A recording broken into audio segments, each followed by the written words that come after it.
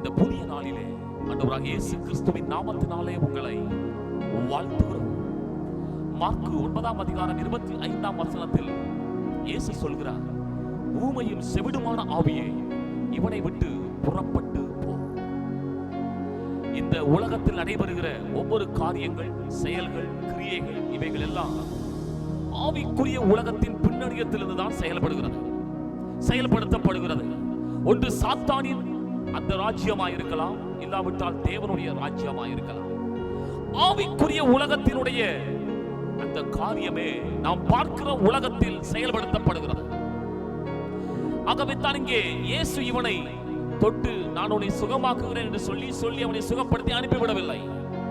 ஆண்டவர் செய்த காரியத்தை பாருங்கள். இவன் சுகமடைவதற்கு ஆண்டவர் ஊமையும் செவிடுமான ஆவியை துரத்துகிறதை பார்க்கிறோம். இவன் வாழ்க்கையிலே பேச முடியாத, கேட்க முடியாத இருந்த சூழ்நிலைக்கு இந்த ஊமையும் செவிடுமான ஆவி காரணமாக இருந்தது. இதை துரத்தின பொழுது இவன் பேச ஆரம்பிக்கிறான், கேட்க ஆரம்பிக்கிறான்.